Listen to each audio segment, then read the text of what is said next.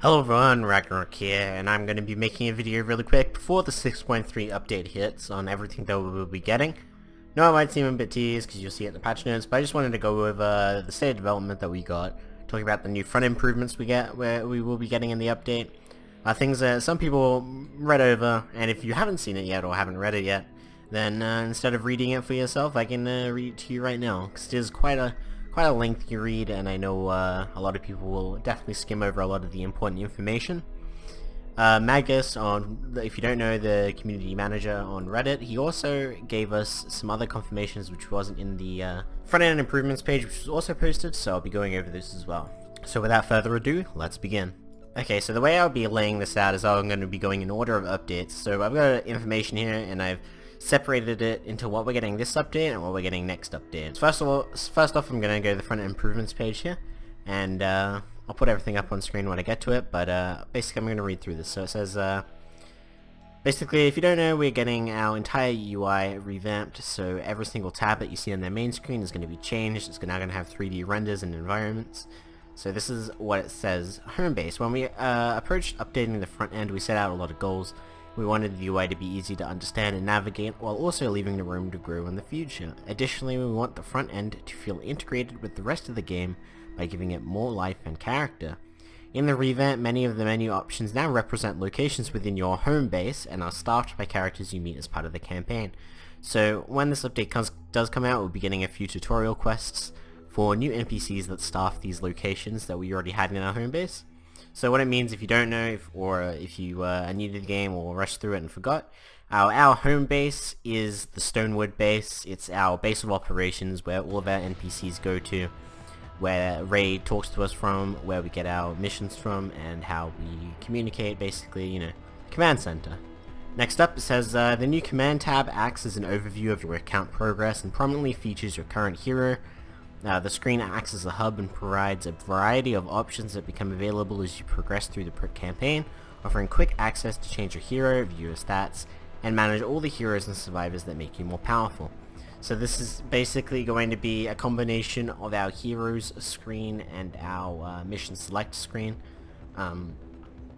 Basically our main menu. So when you load up the game, the command center, this tab will be most likely the first one that's selected, where you'll be able to see where you have equipped, what level you are, all the tabs, and your power level, all that stuff. So it says home base power is now simply called power, and a variety of rewards are given when you level up, including fort stats as well as schematics and resources. XP boost information is also available on the screen and provides a shortcut to activating boosts. So if you do have any boosts remaining, it's super easy to now click the boost and activate it to your account. But most people that are already max level knows that you get way too much boosted XP. But whatever. So one thing that a lot of people miss when they read over this the first time is they forget to see that it says home base power is now simply called power, and a variety of rewards are given to you when you level up, including fort stats as well as schematics and resources. So that's the important bit to take away. And the reason why that's important is because it doesn't necessarily confirm it's a different system from what we currently have. So when this update does come out, we will actually be getting rewards that we already earned through leveling up. So for example, level 310 is the maximum commander level, and we will be getting all the rewards that normally you would now get from leveling up to 310. So everyone that's now max level will get all these rewards given to you. I don't know how much it's going to be, but it's going to be a thing. But we're also getting fort stats, so that means all of our characters are going to get more powerful as well, which is interesting. I don't know why we need more power, but there you go. Next up, we have the changes to the Heroes tab. We're excited to introduce a new character to help you whip your heroes into fighting shape, the Major. Once you meet him in the campaign, he'll be located in the training room. The Major unlocks your ability to level up and manage your heroes, as well as to provide access to defenders, expeditions, and hero loadout. We'll have more details on the new hero loadout when that feature is closer to release, but for now it handles your primary hero, as well as tactical and support slots. So what that is talking about is, as Magus did confirm, they are working on a new hero system where we will be able to slot 5 heroes in our squad to have more control over what perks we bring into battle. Because currently the class system in the game is very boring, very basic. You just pick a class, and the supports and tacticals don't really matter, really, in the end. But with this new change, we'll be able to fit more characters into our support slots, and I assume it's going to make our basic character have less importance, so act more like a skin, although until the system comes out I can't really say more than that. But from what I get from what they're saying, they kind of want to move in the direction of more cosmetic. So it would make sense if the base hero has very little impact on what actually happens besides the class, and all the other heroes are what actually provides all of its benefits. But we'll have to see when that update hits, which is not coming in 6.3, that's coming later. The 5 hero loadout is coming later.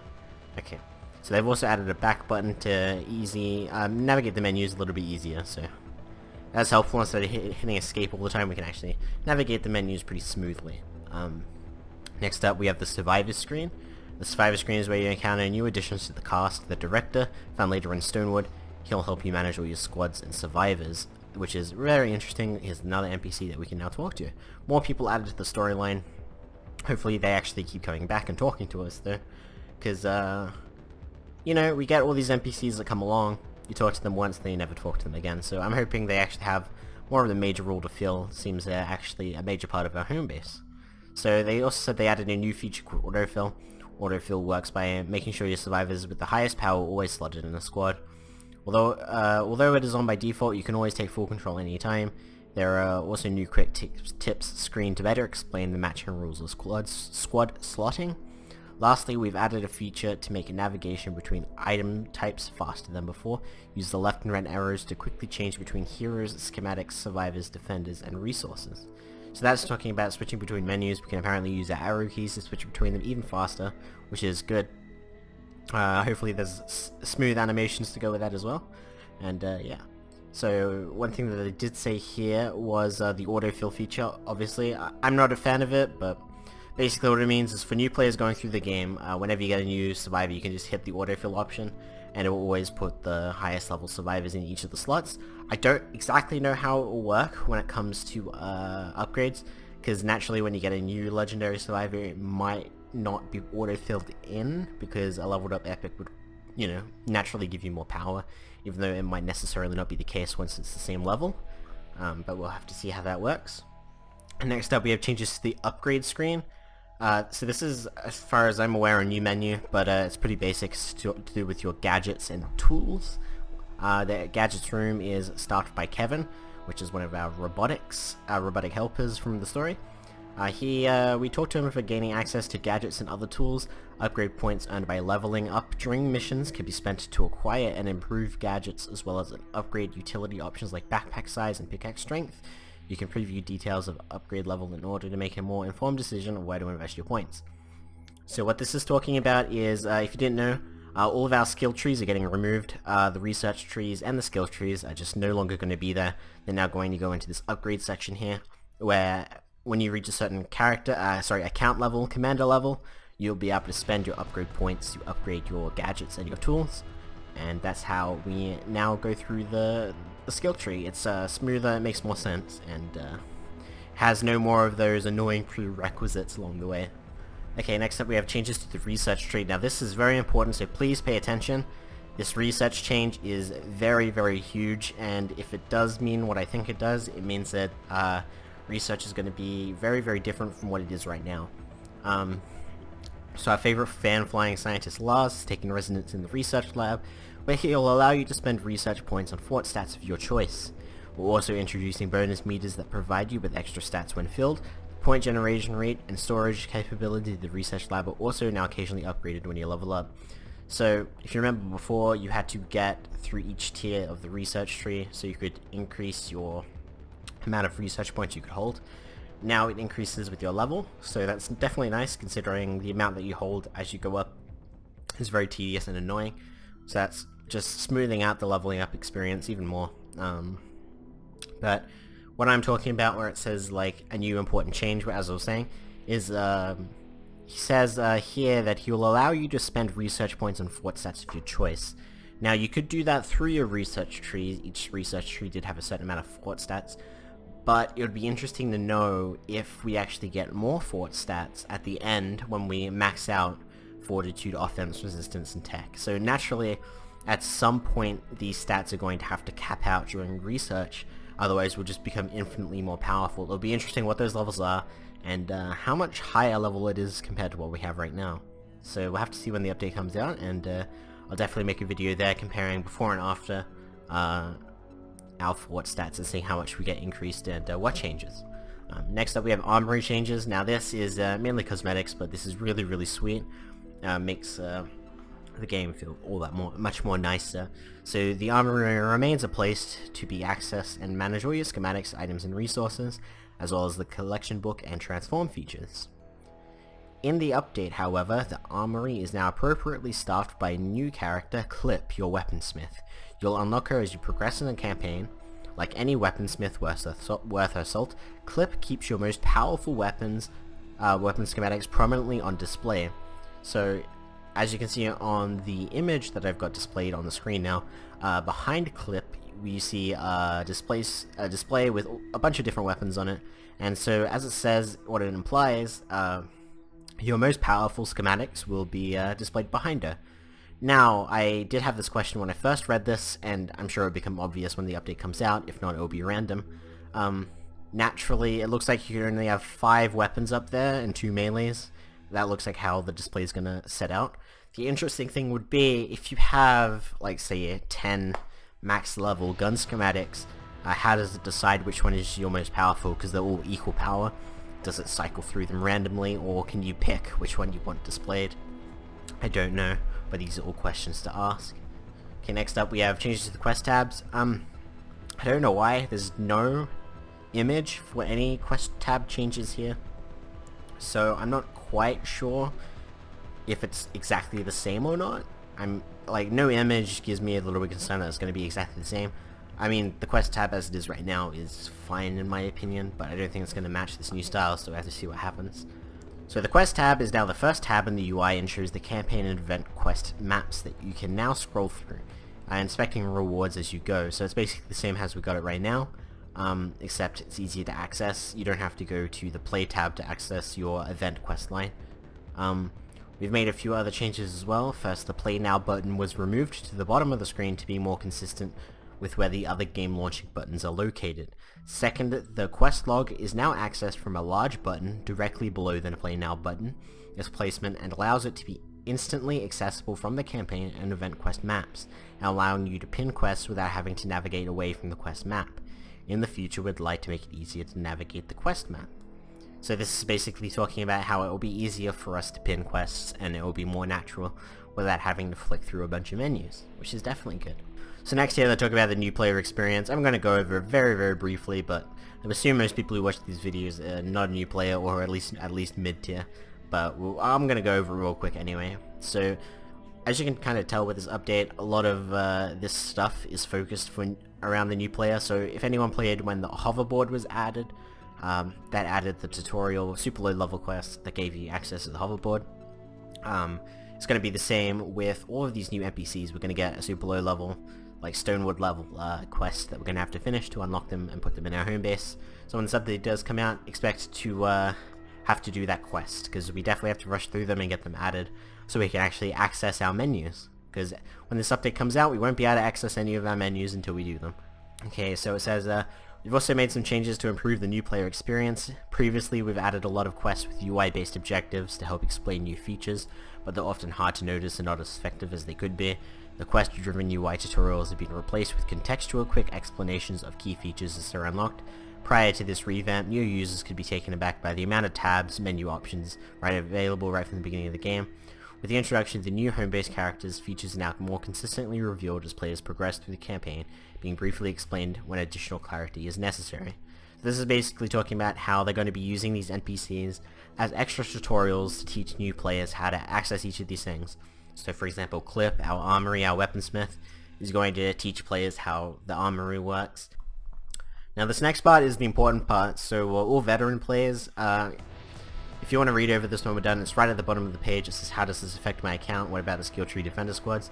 This is the most important part of the entire post, and a lot of people get tired when they get to the end here and miss all of it, and it's really bad. This bottom part is the most important part for veterans. So what it says is this: the revamp replaces both the old skill tree and research trees and spreads their functionality into new places. The trees could be slow to navigate, a bit difficult to understand, and had options that weren't always very compelling. These changes move the more impactful gameplay choices directly into the upgrades room, which we already saw above. Features that are necessary to progress through the game, such as unlocking survivor squads, evolution, etc., are now rewards as part of campaign progress and interaction with new home-based characters. Additionally, we've removed some old restrictions, such as requiring leadership nodes in order to play certain classes, as a way to smooth out the flow of the beginning of the game. So, good thing to point out there, leadership nodes gone. Amazing. That leadership node thing was really, really bad. So if you don't remember, in Skill Tree Tier 1, you actually had to unlock the ability to play Soldier, Constructor, Ninja, and Outlander, but now all of that's gone. You can play any of them straight from the bat, which is definitely very good. So continuing on, it says, with the skill tree removed, we filled in the account level up rewards with fort stats, upgrade points, and various rewards such as XP. In future release, so not 6.3, not this next update, they'll also be adding a feature that allows map players at max level to infinitely earn an additional reward each time they would have leveled up again. We'll be tracking XP gains for max level players in the meanwhile from 6.3 on in order to retroactively grant those rewards in the future. So this is very important. So they'll be introducing a new system where if you're max level 310, you'll be able to keep leveling up past that, and every level will give you a reward. We don't know what these rewards are. Hopefully they're actually worth it, and you know, not like 5,000 XP. But anyway, we'll be getting rewards. Extra rewards is always nice. Rewards us for actually playing the game. So important thing to say that it says here is we won't be getting it in 6.3, but they will be tracking how much experience we gain from 6.3 onwards. So when 6.3 comes out, make sure you play a lot. All that XP when this new feature comes in will be granted to you, and you'll get all those rewards when that happens. So we're nearing the end here, so let's just get this out of the way. So when these changes go live, your account will be converted in such a way that it should be just as powerful, even more so than it currently is in terms of stats and progress. You will automatically and retroactively be granted any rewards you would have been granted for leveling up, and any features you previously unlocked should remain unlocked. Even if you're not even if you're not up to where they become available within the campaign, you'll have an equivalent amount of research already stored up in the Lars research lab based on your existing research progress as well. So that's the important part. We don't have to do all of our research again. So everything that we've already spent in our research tree, so if you've maxed out your research, good, you can max out your research tree when this new system comes in. So continuing on again, it says, we know that there's lots of stuff to take in, so we're also granting existing players a way to reset the new upgrade room and research lab a couple of times each time while you figure things out. One last thing to mention is that the requirement to pre-select defenders has been removed, while the same rules governing how many missions and storm defenders you can have at once have been carried over. You can now summon any defender just by using the defender post. So what this means is we don't actually have to select a defender to bring into the mission with us. So the way it's currently set up now, you go to the Heroes tab, and you have to set 3 defenders that you can bring in with you, and then when you put down a defender pad, you pick one of the 3 to summon, and you give them weapon, etc. But now, you don't have to do that. When you put down a pad, you can just see all the defenders you own and summon anyone you want, and that's just very nice if you have lots of different defenders. So going back for a quick, it says that they'll be granting existing players a way to reset the new upgrade room and research lab. So this means if you think you made any mistakes by investing in a skill or a stat that you don't necessarily need. So for example, if I was new to the game and I spent all of my research point into resistance, and then I learned that resistance is not very good and I should have put it all into offense or tech, then I could reset the room and dump it all into the better stat. As I said, I don't know if that means that we'll be able to get more stats from the research lab than we did in the previously, but I have to see when the update comes out. So these changes are our first iteration of making the UI more fun, engaging, and easy to use for everyone. We're looking forward to hearing everyone's feedback on this new revamp. So as you can kind of imagine, this is a huge update, very good stuff. No huge gameplay changes. Gameplay is going to be remaining the same. In-game UI, as far as I'm aware, is going to remain mostly the same. But it's just a step forward in the game to make it more appealing. I definitely think that they need to work more on actual gameplay stuff, because in my opinion, the game has very little replay value right now, but they'll get to that eventually, I suppose. So before I end this video, I just wanted to go over one more thing that Magus talked about on Reddit, and that is the turret that's coming to Battle Royale. So there is actually a turret coming to Battle Royale. As you know, another Battle Royale item is not something to be excited about. But Magus did say that the Save the World team actually did work with the BR team on this turret. So in the past, this turret actually was a thing in alpha testing. It didn't look anywhere near as it will right now, but it was a gameplay feature that they did test at some point, but they removed it. It was a constructor ability, and they removed it because it was too powerful. But it is coming back. It's not coming in 6.3. It's coming later, probably about the same time that we get the new XP reward system, would be my guess. But this, yeah, so the Save the World turret is not coming out in 6.3, but it is coming out later. And then we'll be able to live out our constructor-sourced husk shooting mounted turret fantasies coming soon to a patch near you. So that's what it says, and that's what it means. We'll be getting a turret on constructors. Now, I don't know if that means we'll be getting a new constructor ability, or it's going to be some sort of extra modifier, like a trait, or we're going to... who knows. But basically, constructors will be able to be more offensively powerful, which is always a good thing. After the decoy nerf, you couldn't really be that aggressive, but now you can, so that's a good thing to look forward to. So that will be it from this video. This is my recap of everything coming in 6.3 and onwards from what we know so far. Just quick recap of what we got. So we got all of the new front-end UI changes. We got the infinite level system coming after 6.3 along with the turret, which will be a constructor ability or some sort of modification constructor.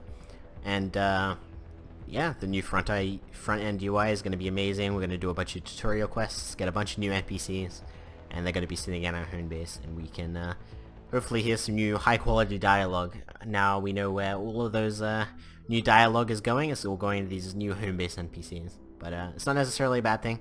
Definitely like the new changes. Definitely very excited for when this update hits. Reminder, this update hits at the end of this week, or, you know, it might already be out by the time this video comes out, who knows. But, you know, coming out this week, look forward to it, and that'll be it from me.